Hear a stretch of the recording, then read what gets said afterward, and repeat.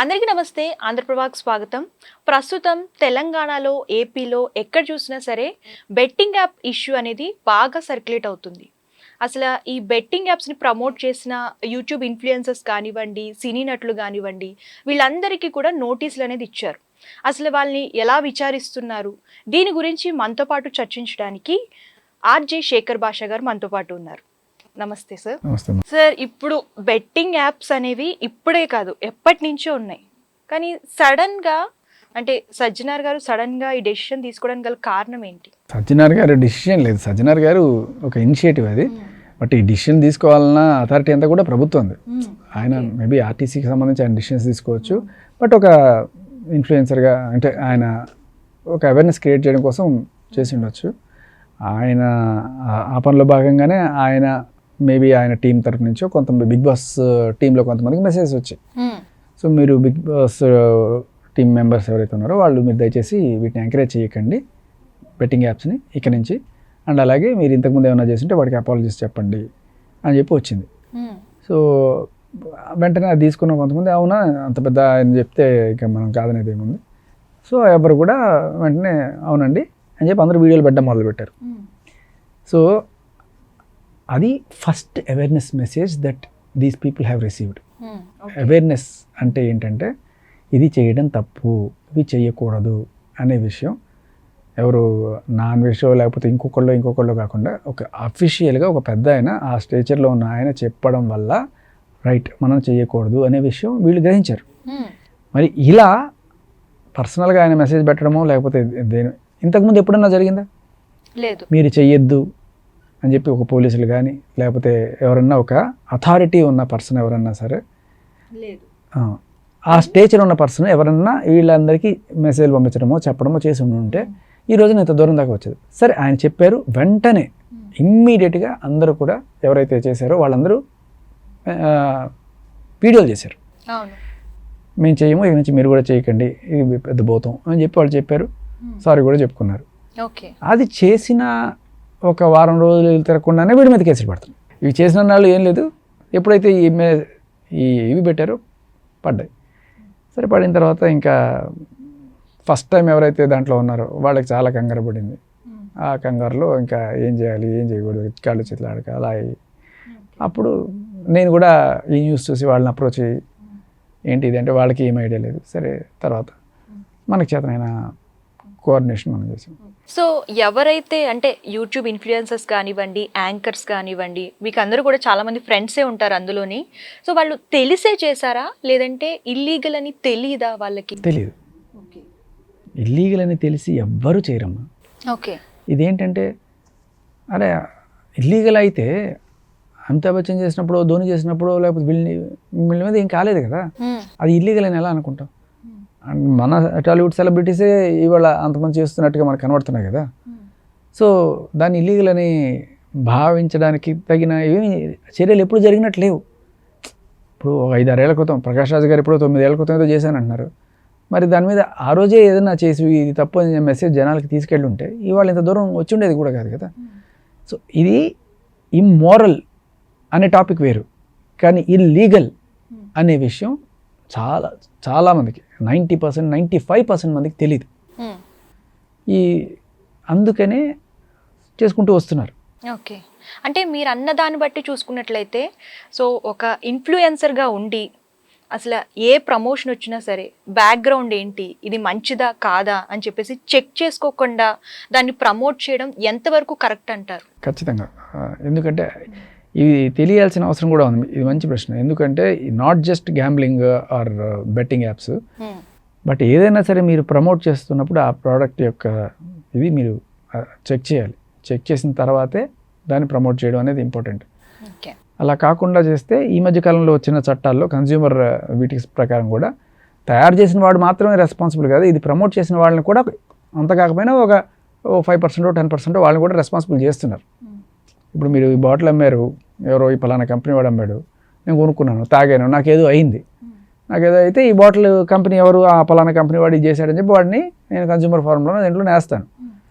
But ఈ బాటిల్ని అమ్మడానికి ఉన్న ఇక్కడ ఎవరో మోడల్ ఉంటారు, ఆ మోడల్ ఏ కొరియా వాడో జపాన్ వాడైతే మనం ఏం చేయలేము. బట్ వాడికి లోకల్ వాడు అనుకో వాళ్ళ మీద కేసులు పెట్టచ్చు. ఓకే. సో ఇప్పుడు మీరన్నట్టుగానే వాళ్ళు ప్రమోట్ చేస్తున్నారు.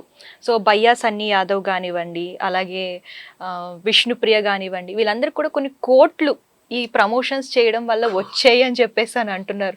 అంటే నాకు తెలియదు, బైక్స్ లేదమ్మా ఇవన్నీ కూడా కొంటున్నారని అన్ని కోట్లు అనేది మాట అది ఎగ్జాగరేషన్. ఓకే. ఆయన సంగతి నాకు తెలియదు, బట్ విష్ణుప్రియ సంగతి అయితే తను చేసినవన్నీ అక్కడ ఆన్ రికార్డ్ పోలీసులు చెప్పేసింది. సో అంతకుమించి అక్కడే చెప్పడానికి ఏం లేవు, అంతే. ఈ ఇష్యూ అంటే సర్క్యులేట్ అయిన తర్వాత పోలీసులు ఏవైతే నోటీసులు ఇచ్చిన తర్వాత, సో విష్ణుప్రియ మీ ఫ్రెండే కదా, కాల్ చేసి ఫస్ట్ ఏం చెప్పింది అసలు? నేనే కాల్ చేశాను తెలిసినప్పుడు, అవుట్ ఆఫ్ అప్రహెన్షన్ చేసి మాట్లాడి, విష్ణుప్రియ కొంచెం నా మీద అంతా తప్పుడు ప్రచారాలు జరుగుతుంది, అసలు ఏంటిది చేయకూడదా, ఎందుకు చేయకూడదు అంటే బయట వస్తున్న న్యూస్ లేకపోతే ఈ డిస్కషన్స్ కూడా తను ఫాలో అవుతున్నట్లేదు. బట్ ఎందుకంటే తనకున్నది ఒకటి, అరే వాళ్ళు చేశారు వీళ్ళు చేశారు మనం చేస్తే ఎందుకు తప్పు వచ్చింది, వాళ్ళు చేస్తే రైట్ వచ్చేసిందా అని చెప్పే కోణంలోనే తనకి ఉండింది. బట్ లేదు ఇది ఆల్రెడీ రూల్ వచ్చింది చేయకూడదని. అవునా, ఓ లా ఉందా, అయితే నాకు తెలీదు, ఏదో కావాలని బురద జల్లుతున్నారేమో అనుకున్నాను అని చెప్పింది. సో అది పరిస్థితి. తర్వాత తనకి అదేంటున్నాను, తనకే కాదు, మీరు పెద్ద పెద్ద వాళ్ళే మీరు పేర్లు వింటుంటే, ఇప్పుడు రాణా గారు కావచ్చు, మంచు లక్ష్మి, వీళ్ళందరూ ఉన్నారంటే మరి వాళ్ళకే తెలియదంటే, అంత పెద్దవాళ్ళకే తెలియదంటే వీళ్ళకి తెలిసే అవకాశం ఎక్కడుంది? సరే తెలుసుకోవాలంటే ఏదో నువ్వు లా చదివో లేకపోతే ఈ జర్నలిస్ట్ ఫీల్డ్లో ఉండి నువ్వు ఎడ్యుకేట్ అయ్యి దీనికి సంబంధించిన ఏమైనా చదువుకుంటే మీకు ఏమైనా ఐడియా ఉంటుంది. బట్ చాలామందికి తెలియకే చేశారు. ఇది ఒకసారి తప్పు అని తెలుసుకున్నాక ఇంకొకసారి చేస్తే అది నేరం. సో మీరన్నట్టే ఈ యూట్యూబర్స్కి, ఇన్ఫ్లుయెన్సర్స్కి, యాంకర్స్కి తెలియకపోవచ్చు.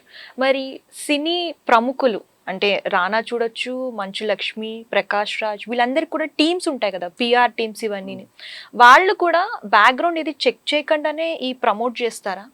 అదేమ్మా, ఇప్పుడు అంటే అంతమందికి కూడా తెలీదా అనే క్వశ్చన్ మీరు నేను వేసుకోవడం కాదు. రేపు జడ్జి గారు అడగాలి, ప్రభుత్వానికి కూడా ఇది అడగాలి. మీరు ఏదో పుస్తకంలో ఎక్కడో ఒక చట్టం రాసుకుంటే సరిపోదు. అవును ఇది చేస్తే నేరం అనే విషయం ప్రతి పౌరుడికి తెలియాల్సిన బాధ్యత ఉంది. అట్లీస్ట్ కనీసం 50%కైనా తెలుసా? సరే ఒక కేసు అయింది, సరే తెలీదు వాడికి అనుకుందాం. 2 కేసులు అయింది, 3 కేసులు అయింది, అరే 100 మంది ఉన్నారయ్యా, 100 మందికి కూడా తెలియదా? అందులో పెద్ద పెద్ద వాళ్ళు ఉన్నారు, వాళ్ళకి కూడా తెలియదంటే దాని అర్థం ఏంటి? మీరు ఈ చట్టాన్ని జనాల్లోకి తీసుకెళ్ళలేదు. మీకు ఒక సింపుల్ ఎగ్జాంపుల్ చెప్తా.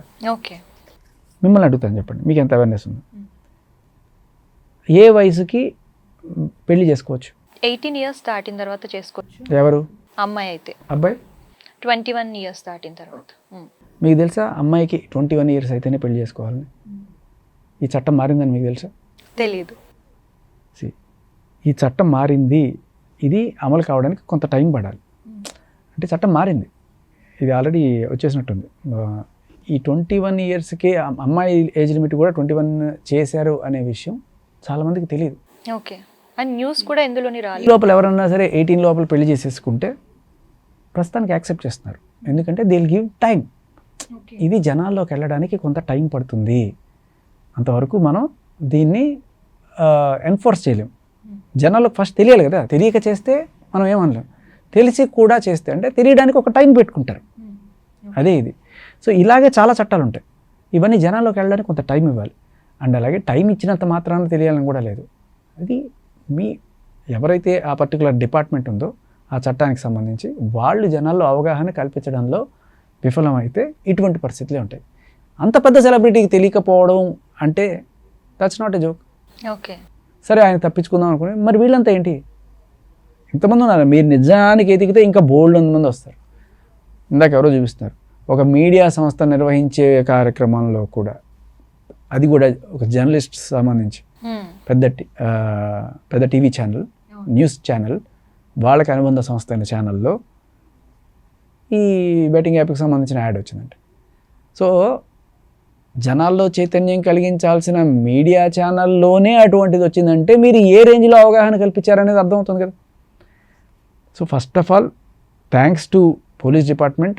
అట్లీస్ట్ ఆ డిపార్ట్మెంట్ వాళ్ళు ఎవరైతే కల్పించాలనుకున్న వాళ్ళు కల్పించలేకపోయినా, ఒక సజ్జనార్ గారు కావచ్చు, ఒక అన్వేష్ కావచ్చు, లేకపోతే ఈ డిపార్ట్మెంట్ వాళ్ళు కేసులు నమోదు చేయడం ద్వారా ఇవాళ జనాల్లో చర్చనీయాంశమై జనాల్లో ఈ అవేర్నెస్ పెరుగుతోంది.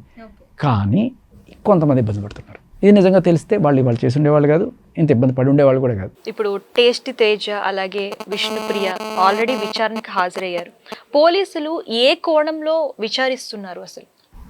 జనరల్లీ ఇప్పుడు వీళ్ళు తీగ డొంక కదలాలి. సో ఎవరు ఈ యాప్స్ని ప్రమోట్ చేయమని మీకు చెప్పారు, వాళ్ళ డీటెయిల్స్ తీసుకోవడము, వాళ్ళ తర్వాత వాళ్ళని ఎంక్వైరీ చేయడము, వాళ్ళకి ఎక్కడ కనెక్షన్ అంతా పెట్టుకుని వెళ్ళడం, తర్వాత ఎవరైతే దీనికి రెస్పాన్సిబుల్ పర్సన్ ఉన్నారో వాళ్ళని లైబుల్ చేయడం.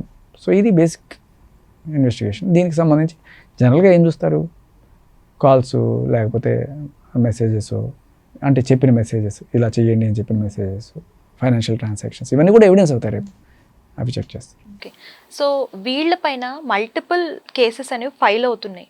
అంటే ఇప్పుడు పంజాగుట్ట కానివ్వండి, వేరే ఏరియాలో కానివ్వండి, ఇలా కేసెస్ ఫైల్ అవుతున్నాయి కదా, దీని గురించి మీరు ఏమంటారు అసలు? మల్టిపుల్ కేసెస్ అనేది ఇది ఒక హెరాస్మెంట్ నిజంగా చెప్పాలంటే. ఇప్పుడు ఇంతమంది 12 మంది మీద పెట్టారు, ఇంకొక 20 మంది మీద, ఇంకో 25 మంది మీద అక్కడ పెట్టారు. ఎవ్వరు స్టేషన్కి వచ్చి ఇది అని చెప్పి సంజయ్ చెప్పలేదు. ఇప్పటిదాకా వీళ్ళ ముగ్గురు వచ్చి చెప్పారు, Ritu, tasty Teja and Vishnupriya. So వాళ్ళు ఇచ్చిన ఇన్ఫర్మేషన్ తోటి వాళ్ళు ఇంకా కేసులో ముందుకు వెళ్తున్నారు. అయితే దురదృష్టవశాత్తు వీళ్ళ మీదే మళ్ళీ అదే సెక్షన్తో, అదే 318 సెక్షన్ తోటి మియాపూర్లో కూడా కేసు పెట్టారు. సరే, ఇంకొంతమంది వేరే వాళ్ళు కూడా ఉన్నారు. బట్ ఆల్రెడీ వీళ్ళు ఒక విచారణ ఎదుర్కొన్న తర్వాత మళ్ళీ ఇదే కేసు అక్కడ ఎన్ని ఎఫ్ఐఆర్లు పెడతారు? ఒకటే నేరం లేకపోతే ఒకటే ఇది, దాంతో ఇన్ని స్టేషన్, రేపు ఇంకో 10 స్టేషన్లో పెట్టినా కూడా ఆశ్చర్యం ఏం లేదు. సో ఒకటేంటంటే వాళ్ళు పిలుస్తారా విచారణకి పిలవరా అనేది సెకండరీ. అయితే ఇప్పుడు ఈ ఎఫ్ఐఆర్ల సంఖ్య పెరిగిపోతుంది కదా వీళ్ళ మీద, అది కూడా మ్యాటర్ ఆఫ్ కన్సర్న్. భయపడతారు ఏంటి మనకి అని చెప్పి బాధ. అన్నిటికన్నా మించి పోలీసులకు సహకరిస్తూ ఇన్ఫర్మేషన్ ఇచ్చి ఈ కేసు ముందుకు పోవడానికి సహకరించిన ఈ ముగ్గురే ఉన్నారు ఇప్పటిదాకా. ఈ మొత్తం ఎపిసోడ్లో సెలబ్రిటీలు, హీరోలు, వీళ్ళందరి విషయంలో కూడా ఈ ముగ్గురే ఇప్పటిదాకా. ఆ ముగ్గురు మీదే మళ్ళీ కేసులు నమోదవుతుంది. ఎవరైతే వీడియోలు చేసి చెయ్యొద్దు అని చెప్పారో వాళ్ళ మీదే మళ్ళీ నమోదవుతుంది. సరే, నేను ఎవరిని బెట్టింగ్ అనేది ఖచ్చితంగా నేను సమర్థించను. ఎవ్వరు చేసినా ఆడే వాళ్ళని కూడా శిక్షించాలని కోరుకుంటాను నేను. కానీ ఆ చట్టం జనాలకి ఫస్ట్ తెలియచెప్పి తర్వాత మీరు శిక్షించండి, గట్టిగా తీసుకెళ్ళండి. ఐపీఎల్ సీజన్ వస్తుంది, బెట్టింగ్లు స్టార్ట్ అవుతాయి, బెట్టింగ్ బాబులు భర్తం పట్టండి. అంటే ప్రమోట్ చేసే వాళ్ళని సంగతి పక్కన పెట్టండి, ఫస్ట్ ఆడే వాళ్ళని కనుక మీరు కనుక గట్టిగా ఒక 5-6 మందిని లోపలేసి చేస్తే అప్పుడు ఏమవుతుంది, మిగతా వాళ్ళకి ఆడడానికి భయం వేస్తుంది, అప్పుడు వాళ్ళు రాకుండా ఉంటారు. ఓకే, సో పంజాగుట్ట పోలీస్ స్టేషన్లో ఎప్పుడైతే విష్ణుప్రియని విచారిస్తున్నారో సో మీరు అక్కడే ఉన్నారు. సో చాలా వార్తలు అయితే వస్తున్నాయి, మీరు అక్కడ ఉండడానికి గల కారణం ఏంటి అసలు? మెయిన్ రీజన్ చెప్పండి. అది యాదృచ్ఛికం, అలా జరిగింది. అంటే ఫ్రెండ్ని సపోర్ట్ చేయడానికి వచ్చారా అక్కడ? ఏంటి అక్కడ నేనేం చేస్తాను, నేను సపోర్ట్ చేయడానికి ఏం ఉండదు అక్కడ. వాళ్ళ విచారణ ఏదో జరుగుతుంది అక్కడ, ఎవరు, అది మనకి ఏమాత్రం సంబంధం లేదు. నేను వేరే పని మీద అక్కడికి వెళ్ళాల్సి వచ్చింది. అది కూడా నాకు సంబంధించిన ఒక కేసు. అది నేను ఒక అమ్మాయి నన్ను వేధిస్తోందని పెట్టిన కేసు. దానికి సంబంధించిన ఎవిడెన్సెస్ ఏమైనా ఉంటే తీసుకురండి అన్నప్పుడు ఆల్రెడీ ఇచ్చాను సార్, అది పలానా చోట ఉన్నాయని చెప్పి చెప్పడానికి. శేఖర్ భాషని ఒక అమ్మాయి వేధిస్తుందా? సో అసలు యాక్చువల్గా దాంతోనే కదా మనం స్టార్ట్ చేసింది ఈ పోరాటం అంతా కూడా. ఓకే, ఆ పని మీదే అక్కడికి వెళ్ళి ఫస్ట్ కేసు పెట్టడం జరిగింది. కేసు పెట్టినప్పుడు అది ఎఫ్ఐఆర్ కాకపోవడంతో సరే ఈ సాక్ష్యాలను ఇవి చూడండి అవి చూడండి చెప్పి అన్నీ తీసుకొచ్చాను. మీ పాత కేసు కోసం వెళ్ళారు. ఓకే, అప్పుడే కదా నాకు అర్థమైంది సిస్టమ్ ఇలా ఉంటుంది. ఒక అమ్మాయి వచ్చి కేసు పెడితే అలా అయిపోద్ది, అదే అబ్బాయి వెళ్ళి కేసు పెడితే ఎన్ని సాక్ష్యాలు ఉన్నా అంత ఈజీ కాదు, ఎందుకు ఈ వివక్ష అని అక్కడి నుంచే మనం స్టార్ట్ చేసుకుంటూ అలా రాస్తాను ఇలా. సో ఫైనల్గా ఈ యూట్యూబర్స్ని ఆల్రెడీ విచారణ చేశారు. సో అరెస్ట్ చేసే అవకాశాలు ఏమన్నా ఉన్నాయా? అరెస్ట్ చేస్తారని చెప్పేసి కూడా వార్తలు వస్తున్నాయి. సో మీకు తెలిసిన దాన్ని బట్టి చెప్పండి. నోటీసులు ఇచ్చినప్పుడు హాజరైతే జనరల్గా అరెస్ట్ ఉండదు. ఎవరెవరికైతే నోటీసులు అందుకున్నారో వాళ్ళు వచ్చి హాజరు అవ్వడం అనేది. సో ఒకవేళ హాజరు అవ్వకూడదు అనుకున్న వాళ్ళు ఏం చేస్తారంటే వీళ్ళు మళ్ళీ ఎక్కడ ఉన్నా లిఫ్ట్ చేస్తారు అనేది ఉంటే అప్పుడు వాళ్ళు ముందుగానే యాంటిసిపేటరీ బెయిల్ తెచ్చుకుంటారు. ఇప్పుడు ఇవాళ శ్యామల గారు ఏదో తెచ్చుకున్నట్టున్నారు, అలా యాంటిసిపేటరీ బెయిల్ అయినా తెచ్చుకోవాలి, లేకపోతే అటెండ్ అయినా అవ్వాలి. రెండు కాకపోతే అరెస్ట్ అయ్యే ఛాన్స్ ఉంటుంది. Thank you sir. ఓకే.